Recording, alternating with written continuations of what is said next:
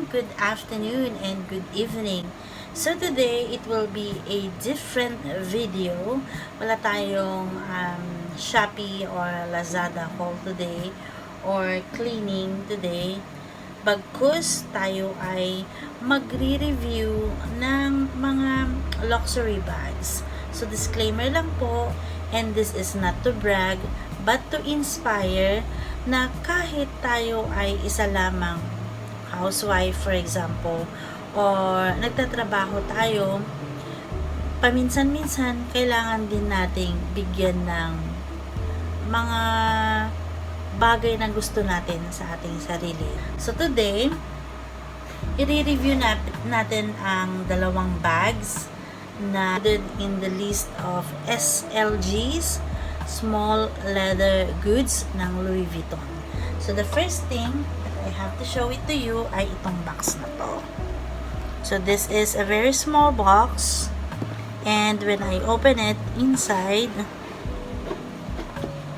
yan, meron siyang maliit na lalagyan, dust bag kung tawagin nila, and then meron din kasama siyang receipt.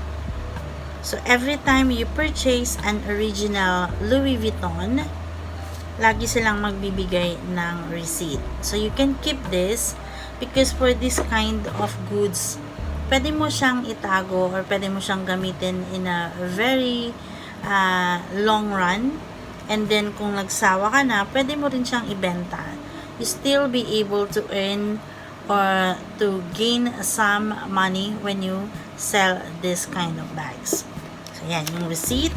Well, actually nawala na yung printouts nito, but I have saved it. I scanned and saved it on my documents. So makikita dito yung presyo. So it says Louis Vuitton. I don't know whether you can see because the ink is already going to fade soon, but that's from Louis Vuitton, and I will tell you how much this bag later on. Okay, so pagbukas natin, ito siya, and this is what I have. So ang tawag dito ay Felicie Pochette Félicie in Damier Azur. So yung canvas na ginamit dito ay Damier Azur. This was bought by a friend of mine noong nagbakasyon siya sa France.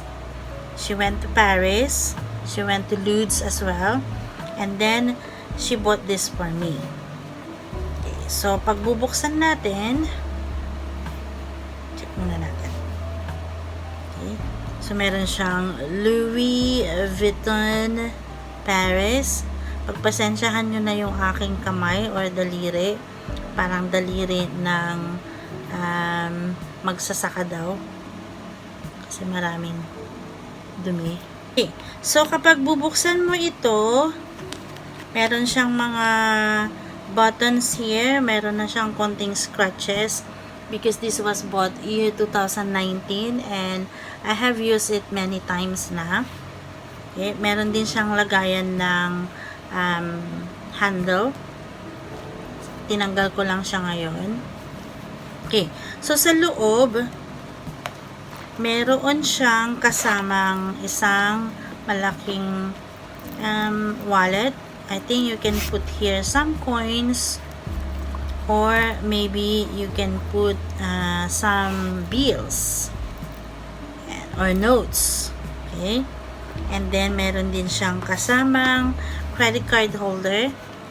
I've used this many times, and then nililipat-lipat ko lang siya kasi maganda siyang lagayan ng mga credit cards and your ATM, your Starbucks. Okay, then pwede ka rin maglagay ng notes sa loob. Okay, so $10 lang pera ko. Wala akong cash. Okay, so there are some other credit cards and EasyLink card na nandito sa loob.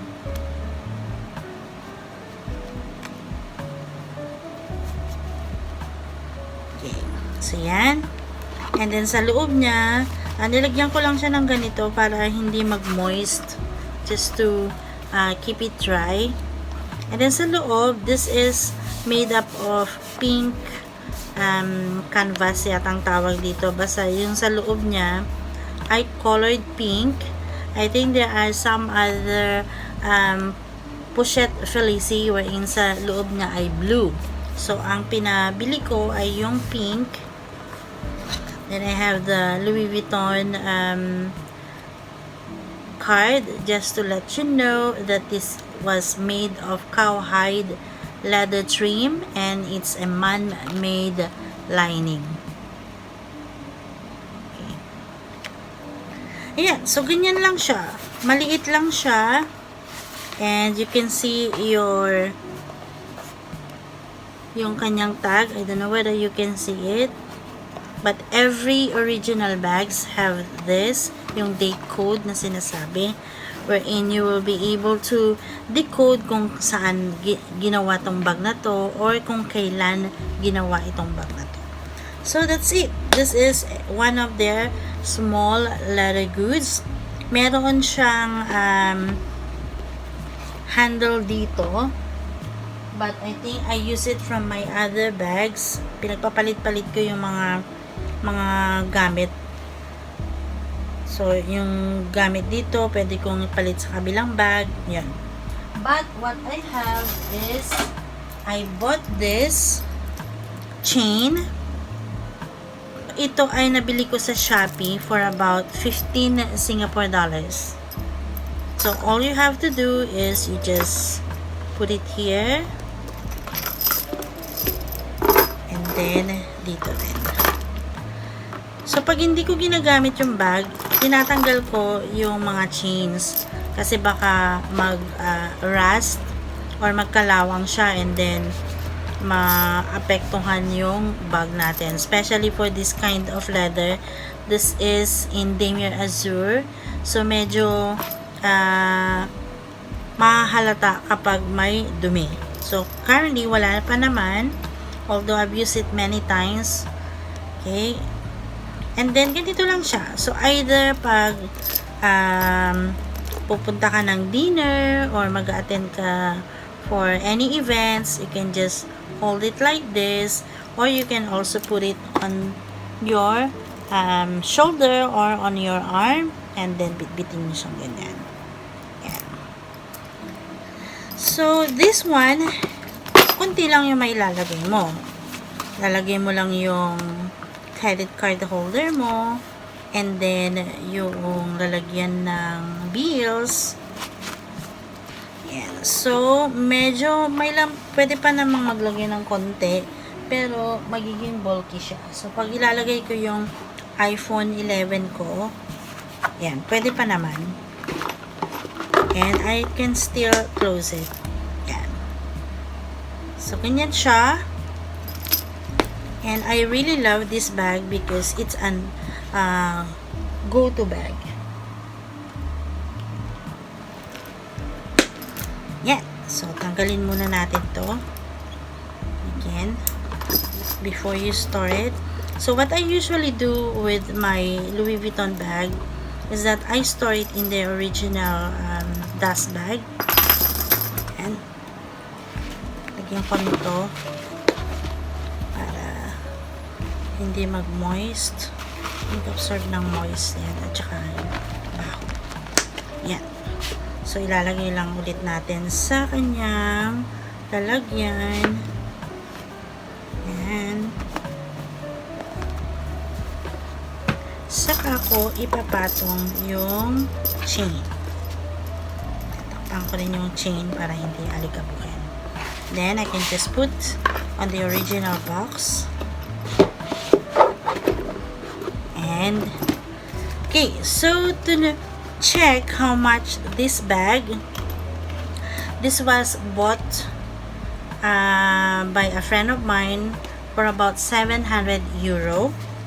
Lalagay ko sa description kung magkano in peso. Pero, tax-free kasi sa Europe. So, 700 and then yung tax niya ay 20%. So, parang merong 116.67 na discount in euro. So, parang nabili lang to in about 583 euro. So, mas nakakatipid. Yun yung maganda kapag ang Louis Vuitton or any branded bags ay mabibili sa Europe kasi yung 20% GST pwede mo siyang ma-refund kasi tourist ka doon. Okay, so yan yung aking Felicie Pochette in Damier Azur. Tanggalin ko na nga lang ito.